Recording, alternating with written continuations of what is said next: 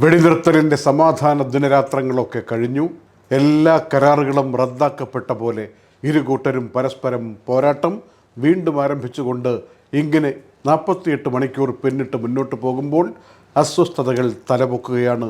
വീണ്ടും ഹോർമൂസുമായി ബന്ധപ്പെട്ട് അനിശ്ചിതാവസ്ഥ തുടരുകയാണ്.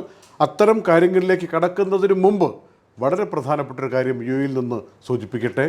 ജൂൺ 10 മുതൽ ജൂലൈ 9 വരെ ഇവിടെ ഇപ്പോൾ ഏതെങ്കിലും സാഹചര്യത്തിൽ വിസയൊക്കെ ഓവറായിട്ട് നിൽക്കുന്ന ആളുകൾക്ക് നാട്ടിൽ പോകാൻ വേണ്ടി ഇങ്ങനെ ഫ്ലൈറ്റൊന്നും കിട്ടാതെ ബുദ്ധിമുട്ട് നിൽക്കുന്ന ആളുകൾക്കൊരു ഗ്രേസ് പീരീഡ് കൊടുത്തിരുന്നു. ആ ജൂലൈ 9 ഇന്നുകൊണ്ടത് അവസാനിക്കുകയാണ്.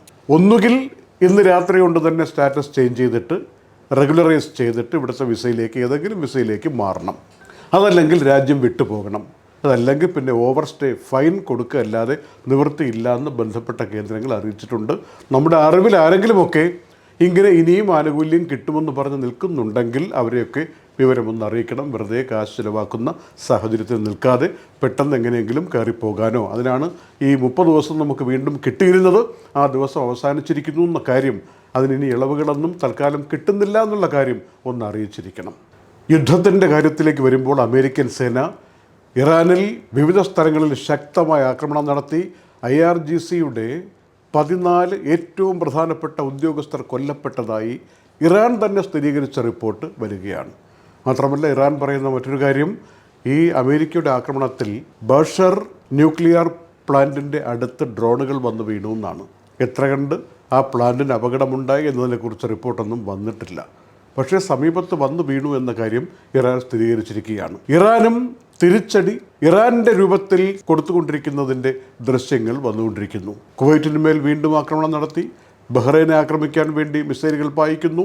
ഇതിനിടയ്ക്ക് കുവൈറ്റ് തന്നെ 4 മിസൈലുകളും 10 ഡ്രോണുകളും നിർവീര്യമാക്കാൻ വേണ്ടി ഇൻ്റർസെപ്ഷൻ നടത്തി. ഇത്തവണ ജോർദാനിലേക്ക് കൂടി അവിടെ അസ്രാഖ് എന്ന് പറയുന്ന സ്പെഷ്യൽ മിലിറ്ററി ബേസ് അതിന് നേർക്ക് ആക്രമണം നടത്തിയതായും ജോർദാൻ അതിനെ പ്രതിരോധിച്ചതായും റിപ്പോർട്ടുകൾ വരികയാണ്. കുവൈറ്റിൽ ഒരാൾക്ക് പരിക്കുമുണ്ട്. UAE president his highness Sheikh Mohammed bin Zayed Al Nahyan Kuwait സന്ദർശിക്കാൻ വേണ്ടി ഇന്ന് രാവിലെ അവിടെ എത്തുകയും ചെയ്തു. കുവൈറ്റ് അമീർ സ്വീകരിക്കുകയും ചെയ്തു. ഒരു സാഹോദര്യ സന്ദർശനമെന്നാണ് UAE പ്രസിഡന്റ് ഇതിനെ വിശദീകരിക്കുന്നത്.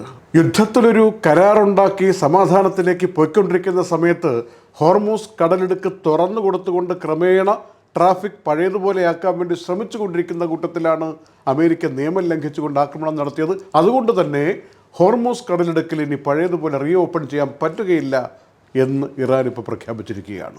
ഇതിനിടെ ഇന്ന് ഖത്തറിൻ്റെ പ്രധാനമന്ത്രി ഇറാൻ്റെ വിദേശകാര്യമന്ത്രി അബ്ബാസ് അറക്ചിയെ ഫോണിൽ വിളിച്ചിട്ട് ഒരു സമാധാന കരാറുണ്ടാക്കിയാൽ ആ ഒരു ഡിപ്ലോമസി 2 കൂട്ടരും പാലിക്കണം എന്ന് ശക്തമായി പറയുകയുണ്ടായി.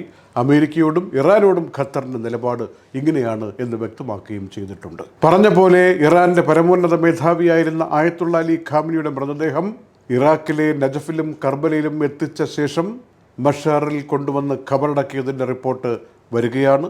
ലക്ഷക്കണക്കിന് ആളുകളുടെ സാന്നിധ്യത്തിലായിരുന്നു ഖബറടക്കമെന്നും ലോകത്ത് ഈ അടുത്ത കാലത്തൊന്നും ഇത്രയും വലിയ ജനസഞ്ചയം ഒരു ഖബറടക്ക ചടങ്ങിൽ പങ്കെടുക്കാനുണ്ടായിട്ടില്ല എന്നും അന്താരാഷ്ട്ര റിപ്പോർട്ടുകൾ പറയുകയാണ്.